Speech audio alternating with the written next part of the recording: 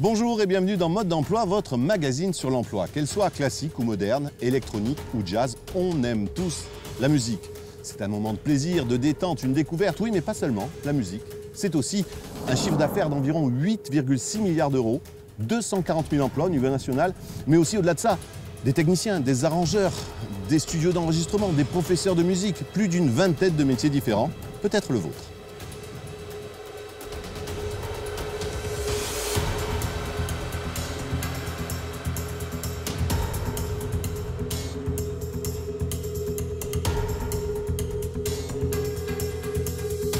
Et pour nous parler de ces métiers, une personne qui connaît bien les musiciens et la musique d'une manière générale. Il sera notre invité durant toute l'émission. Il est le directeur régional de la SACEM en Corse. Philippe Messan, bonjour. Bonjour Yann Ménard. Merci de nous recevoir pour cette émission.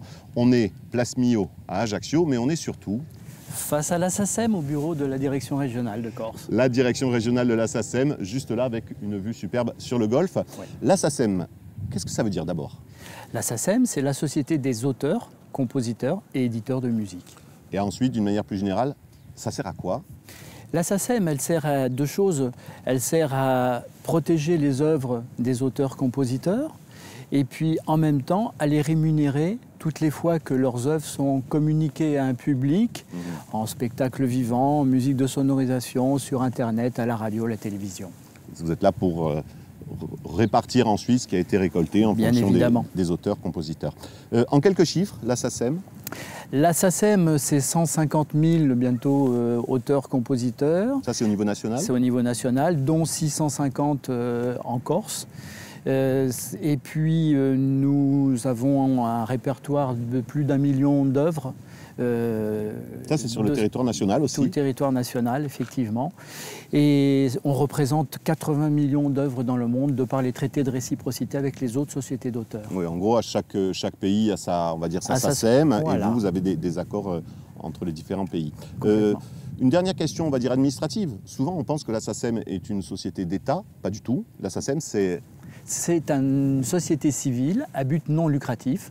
C'est un organisme professionnel d'auteurs qui est régi par un conseil d'administration, élu tous les ans par l'ensemble des membres de la SACEM, qui décide de la politique et demande à une direction générale, justement, de faire appliquer ses décisions.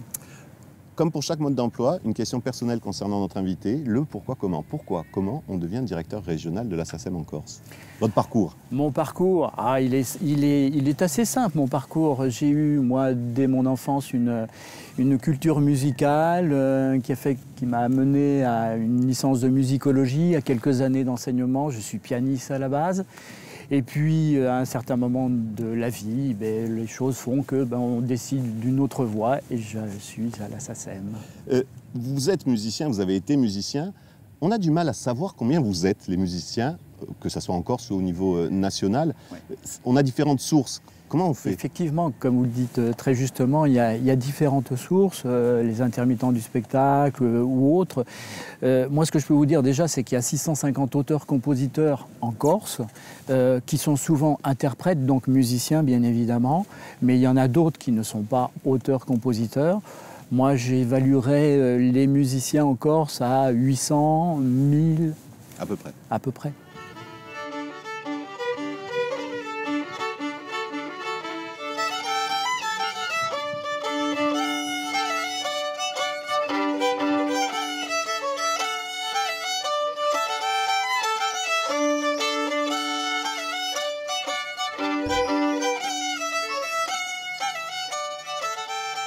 Je m'appelle Célia Picciot, je suis musicienne.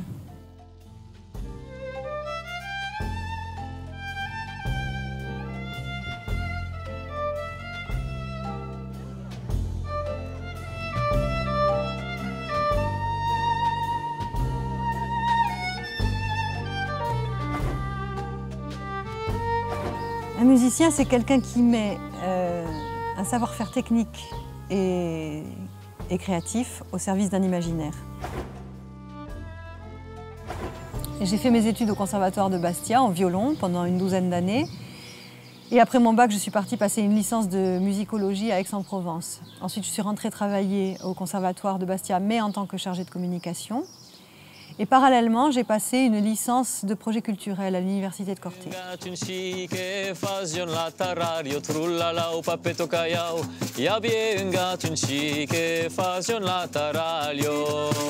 pense qu'il faut que tu mordes sur nous. Je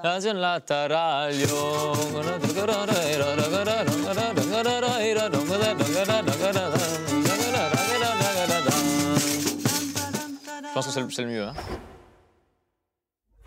Parce que dans ma famille, on aime la musique, que mon grand-père adorait le violon et qu'il est arrivé un jour avec un violon et qu'il me l'a mis dans les mains en disant « Voilà, tu vas faire du violon ». Ce qui m'a pas vraiment enchantée en fait sur le moment. La passion, elle est venue plus tard. Elle est venue après 3 ans de violon au conservatoire où j'avais fait des études... J'étais une élève assez disciplinée, donc bon, j'avais suivi ces petites années-là. Et puis un jour, on a commencé à faire de la musique d'ensemble. On avait un petit quatuor à cordes et on jouait du Mozart. Et là, j'ai découvert un monde parce que le plaisir de jouer avec les autres, tout ça, je ressortais de là, je sautais, je chantais, j'étais trop contente. Et du coup, ça ne m'a plus lâchée parce que le plaisir d'y retourner, de croiser les copains, de faire de la musique avec eux, de chanter avec eux à la chorale, tout ça, c'est vraiment ce qui m'a... Au niveau de la musique, c'est mon premier élan vers la musique, en fait, c'est un élan amical, sur un support musical, bien sûr.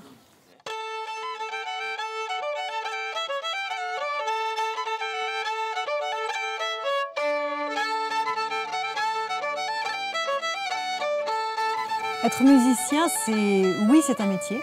Enfin, en tout cas, tous les musiciens considèrent qu'être musicien, c'est un métier parce qu'on sait le nombre d'heures qu'on passe à travailler, etc.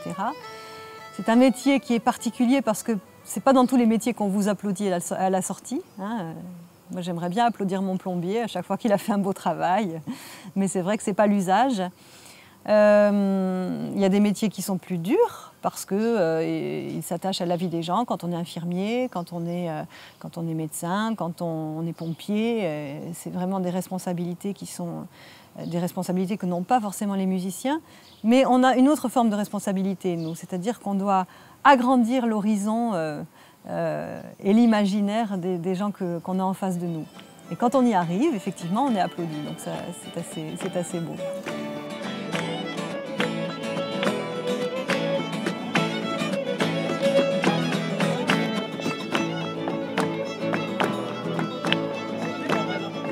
Ce qui fait vraiment la différence, c'est le travail. Parce que le travail est aussi d'avoir beaucoup de patience. Parce que quand on apprend le violon, on ne va pas réussir tout de suite. Hein, c'est doué ou pas doué, il y a des étapes qui sont incontournables. C'est le temps qu'on passe sur l'instrument pour acquérir les mouvements nécessaires pour faire un joli son, par exemple, avoir la sensation de l'instrument. Voilà, donc il faut de la patience pour tout ça. On a beaucoup de chance en France d'avoir le statut d'intermittent, même si depuis 2003, effectivement, il est régulièrement mis à mal, rediscuté, pour des bonnes raisons sans doute, mais pas avec les bonnes solutions apportées en tout cas au problème. Ce statut nous permet de pouvoir nous consacrer pleinement et entièrement à notre artisanat, j'ose pas dire le mot art, parce que c'est plutôt un artisanat, effectivement. D'y consacrer le temps qu'il faut pour pouvoir faire les choses, les faire bien, sans avoir à se préoccuper de savoir, oui, si on aura assez d'argent pour boucler la fin du mois, etc. Faire ce métier, c'est se retrouver très souvent, à notre grande chance, face à des choses qui sont plus grandes que nous. Et ça, je crois que ça fait vraiment évoluer une société. Voilà.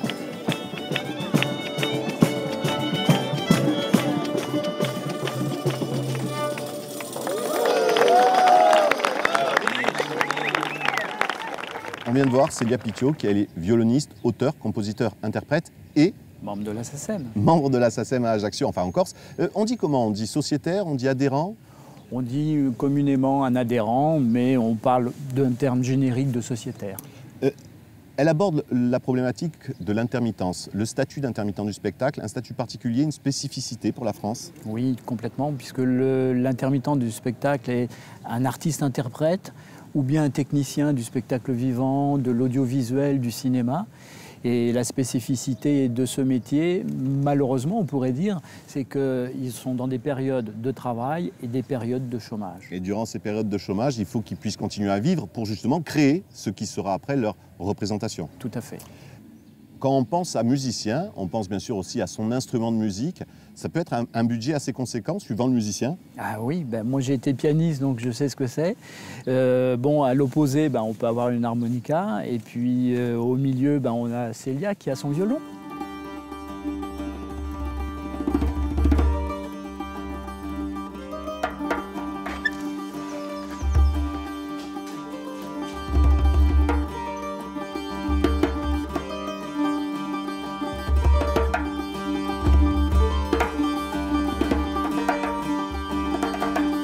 Je m'appelle Mathieu Gradiagne, je suis luthier et intermittent du spectacle dans le groupe Meridian.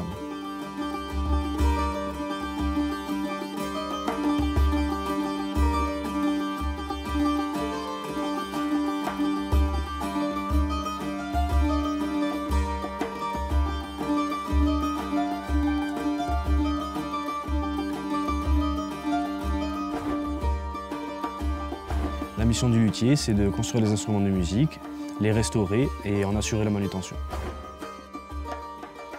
Après le collège Pascal Paoli à Île-Rousse, donc à l'âge de 15 ans, je suis parti en Italie à l'école de Crémone, c'est une école internationale de lutherie. Et au bout de ces 5 ans, j'ai trouvé un travail dans un atelier à Gênes, chez Alberto Giordano, où j'y suis resté 5 ans. Je suis rentré comme simple assistant et ensuite je suis arrivé à être chef d'atelier.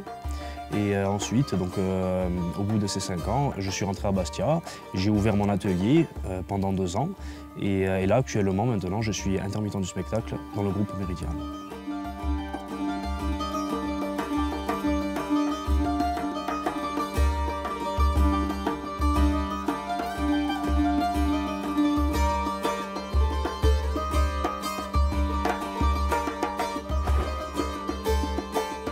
Parce qu'à 5 ans, j'ai commencé la cithara à Pigne, à la Casa Musicale. Et mon prof de cithara, c'était Hugo Casalonga, qui était luthier à Pigne. Et donc j'ai été emmené à venir dans son atelier. Je l'ai fréquenté pas mal, si ce n'est pour acheter un instrument, pour acheter des cordes.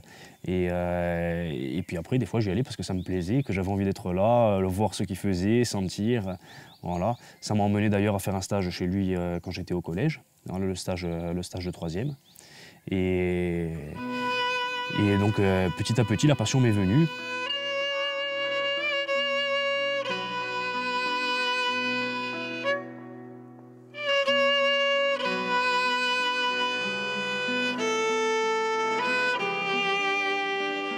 Le violon, j'adore, c'est un instrument que j'adore faire parce qu'il y a de tout. Il y a de la sculpture, il y a vraiment, quand on fait un violon, on est au niveau de lutherie, je pense que bois, c'est vraiment le plus complet. C'est ce qu'il y a de plus complet parce on va faire du rabotage, on va faire de l'épaisseur, on va faire de la sculpture, on va faire de la marqueterie. Il y a la volute qui est sculptée aussi, le vernis qui est déjà, c'est un vernis fait main. Les guitares, on peut faire du vernis fait main, mais c'est déjà beaucoup plus simple parce que c'est du vernis transparent. Voilà, tandis que là, c'est dans la recherche de la couleur. On va vouloir faire un instrument sur des tons rouges, sur des tons orangés, sur des tons un peu plus jaunes. Voilà. C'est l'instrument le plus complet. Avoir la chance de jouer ses propres instruments qu'on a fabriqués, c'est, je pense, quelque chose. Surtout quand on est passionné par l'un et l'autre, la musique et la lutherie, je pense qu'il n'y a pas plus beau et il n'y a pas plus satisfaisant.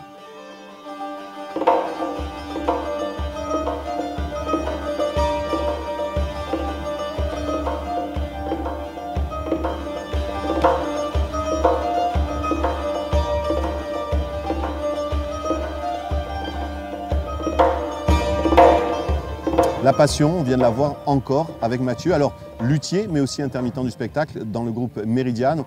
C'est important d'avoir cette double casquette pour réussir à vivre de sa passion. C'est important, c'est nécessaire dans la mesure où effectivement, on ne peut pas toujours vivre que d'un seul métier et il faut manger tous les jours. Alors, on l'a vu, il arrive à mettre un peu de raison dans sa passion. Est-ce que c'est quelque chose qu'on peut conseiller aux jeunes qui voudraient se lancer dans cette aventure? C'est difficile.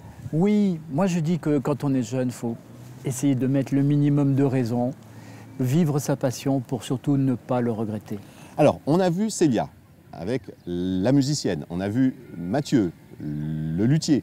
Ce n'est pas les seuls métiers, bien entendu. Il y a énormément de métiers dans ce milieu musical. Bien sûr, il y a tous les accompagnants, de techniciens du son, éclairagistes, tout ce qu'on veut. Et puis aussi, même dans le milieu de la création, il y a des auteurs, comme on l'a vu, il y a des éditeurs, il y a des compositeurs. Et après les compositeurs, il y a aussi des arrangeurs.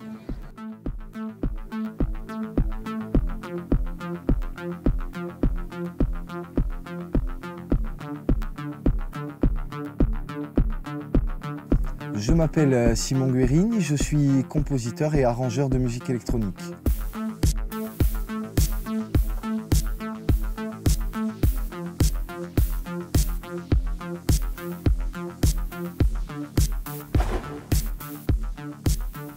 La mission d'un arrangeur, c'est en fait de sublimer la matière sonore que nous fournit un compositeur. Un bac scientifique, puis ensuite une école de réalisation audiovisuelle sur la Côte d'Azur à Nice. En fin de spécialisation, une école de son qui se nomme l'ISTS.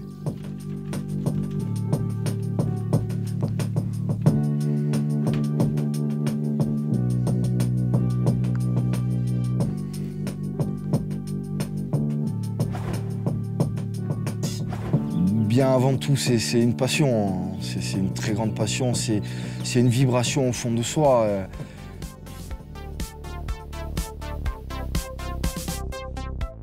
L'arrangement, il faut bien savoir qu'il peut y avoir un arrangement vocal, il peut y avoir un arrangement rythmique, il peut y avoir un arrangement corde, un arrangement synthé. Voilà, donc on part de 5 matières sonores pour arranger un morceau. Travailler dans ce milieu, c'est beaucoup de plaisir, beaucoup de passion, d'amusement, mais il faut aussi beaucoup de compétences, beaucoup de capacités, beaucoup de formation, beaucoup de travail dans ce domaine.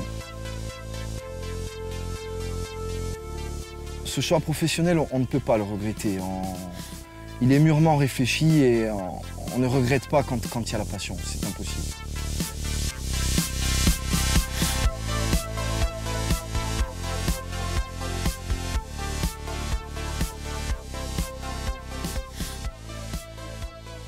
Simon Guérini, là aussi, la passion, et là aussi, 2 casquettes. Il est à la fois arrangeur et à la fois intermittent du spectacle, auteur-compositeur, et lui aussi, comme les 2 autres, Membre de la SACEM. membre de la SACEM. La musique qui évolue avec les créateurs, mais aussi avec ces fameux métiers de l'ombre, comme on les appelle. Alors, arrangeur, mais pas seulement. On le disait, il y en a plus d'une vingtaine de métiers. Complètement, oui. On a des producteurs, on a des éditeurs déjà aussi qui sont importants. Et on a des Tous ceux qui travaillent dans les studios d'enregistrement, Voilà. tout à fait. Ouais. On a un chiffre en Corse de l'ensemble. C'est assez difficile là aussi de savoir quels sont les chiffres de... Oui, parce que c'était aussi assez fluctuant. Hein, puis, il y a des studios qui Qui ouvrent, qui apparaissent, qui ferment. Voilà, disparaissent. bon, donc c'est pas évident. On va faire la part, si vous voulez bien, entre le talent et le travail. Oui. Célia, on avait déjà parlé tout à l'heure. Le talent, c'est quoi? Une condition sine qua non, Ouais. mais pas suffisante. Ouais. Eh bien, je dirais pas ça. Je dirais que pour moi, la base, c'est le don, la prédisposition. Et le talent, c'est l'art de travailler ses dons. Une fois qu'on a des prédispositions et qu'on les travaille, on a le talent. Mais il faut quand même avoir au départ quand même un petit quelque chose. Oui, il faut avoir un don. Sinon, je veux dire, tout le monde, dans différentes branches, A des prédispositions pour ça ou ça. Par contre, ce qui est inévitable, c'est le travail et la formation. C'est essentiel. Alors si vous aussi, vous cherchez le bon diplôme, la bonne formation pour travailler dans ce milieu, je vous propose d'écouter les conseils pratiques du CIO de Corse du Sud. Le monde de la musique offre une grande variété de métiers qui permet à ceux qui le souhaitent de transformer leur passion en carrière. Au niveau 5, on retrouve des formations de type CAP. Alors dans le domaine de la musique, on retrouvera par exemple le CAP assistant technique en instruments de musique. Il sera proposé à l'Institut technologique européen des métiers de la musique qui est situé au Mans. Au niveau 4, on retrouve des formations de type baccalauréat. Donc vous aurez dans un premier temps un baccalauréat technologique, technique de la musique et de la danse. Dans cette spécialité, si on choisit la musique, les élèves pourront avoir 15 heures par semaine de musique dans leur emploi du temps. En parallèle de leur cursus, ils peuvent aussi intégrer les conservatoires régionaux et devenir par la suite musiciens professionnels. Alors dans ces conservatoires, on a un diplôme national d'orientation professionnelle de musicien À savoir qu'en Corse, on a le conservatoire Henri Tomasi.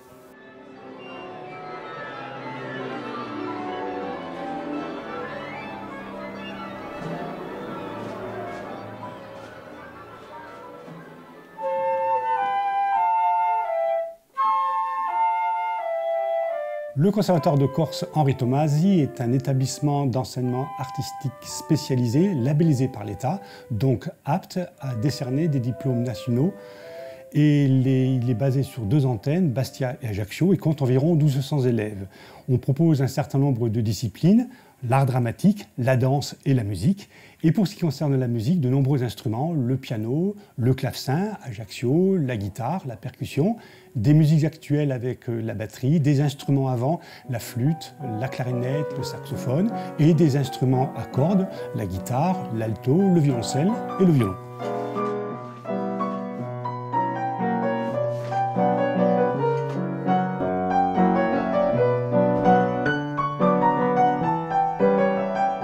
Je m'appelle Renaud Jouvenet, je suis professeur de violon au Conservatoire Henri Tomasi à l'antenne d'Ajaccio.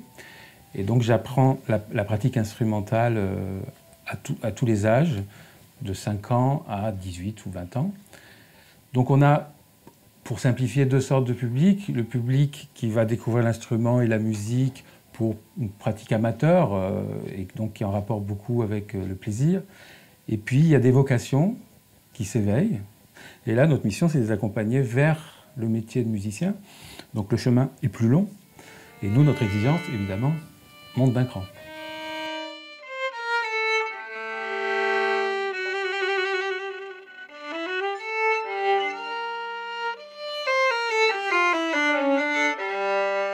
Je m'appelle Laetitia, je suis en 3e au collège. Je suis en 3e cycle au conservatoire, donc c'est ma 8e année de violon. J'aimerais beaucoup en faire mon métier, même si ça demande beaucoup de travail, c'est très dur des fois. Ça n'empêche pas que c'est ma passion et que j'aimerais en faire mon métier.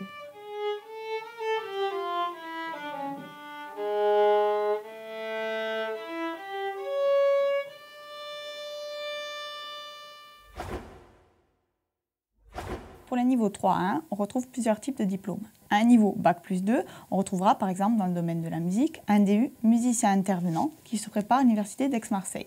Toujours à l'Université d'Aix-Marseille, on retrouve à un niveau Bac+3 une licence avec une spécialité musicologie ou encore spécialité musique et art du spectacle. À un niveau Bac+5, à Strasbourg, vous aurez par exemple un Master Pro spécialité composition et interprétation. Enfin, et en parallèle, vous pouvez toujours après votre bac tenter le concours des conservatoires nationaux supérieurs, soit à Paris, soit à Lyon pour la musique, et ainsi, une fois que vous aurez terminé votre cursus, vous aurez un diplôme de type Bac+5. Enfin, si vous souhaitez vous lancer dans la réalisation de projets dans le domaine de la musique, sachez qu'il existe des fondations qui peuvent venir en aide aux jeunes musiciens et qui attribuent des bourses. Jusqu'ici, nous n'avons pas parlé de salaire, tout simplement parce qu'il est difficile d'établir une grille de salaire, sachant que la plupart de ces métiers font partie de l'intermittence du spectacle. A noter que, si vous avez d'autres interrogations, il est possible de venir rencontrer un conseiller d'orientation psychologue dans le CIO le plus proche de chez vous. On vient de le voir avec le CIO, c'est pas toujours évident de parler de rémunération quand on parle de ce milieu artistique. On le dit depuis le début, ça fluctue beaucoup. Ah, énormément. Ça peut aller de... Ah, de 0 à presque l'infini. On parle depuis le début de cette problématique passion-raison. Si vous deviez donner un conseil à un jeune passionné? Fonce. Fonce. Ouais. Il faut assouvir ta passion et, comme je disais tout à l'heure, tu ne le regretteras pas. Maintenant, juste à côté du jeune à qui vous avez dit « fonce », il y a les parents qui vous regardent un peu bizarrement et vous leur dites... Ben, je leur dis qu'ils sont là, laisse-le foncer, il faut qu'il puisse, et même qu'il l'accompagne. Je veux dire, je crois qu'il en sera très reconnaissant. Protéger, récolter, redistribuer, les 3 missions essentielles de la SACEM, on l'a dit, mais pas seulement. Des fois, vous vous engagez auprès de vos sociétaires. Oui, de par le biais de notre action culturelle. Nous aidons nos membres lorsqu'ils ont une production de 1er ou 2e CD. Et puis nous aidons aussi les organisateurs de festivals, notamment de jazz ou de musique traditionnelle, terme que j'aime pas trop, mais polyphonique ici notamment. Enfin, filmé sans, pour terminer cette émission, je vais vous demander de bien vouloir terminer cette phrase. Travailler dans les métiers de la musique, c'est... C'est malgré toutes les difficultés, éprouver du bonheur et je dirais faire rêver ceux qui vous écoutent. Merci Philippe Messin, à bientôt. Avec plaisir. Bien entendu, je vous rappelle que vous pouvez retrouver cette émission sur le site de France 3, france3.fr, ainsi que sur notre site internet, france3modedemploi.fr, et sur les réseaux sociaux. Notre prochain rendez-vous sur un autre secteur d'activité en Corse. D'ici là, n'oubliez pas cette citation de Freud, s'il est librement choisi, tout métier devient source de joie. Salut!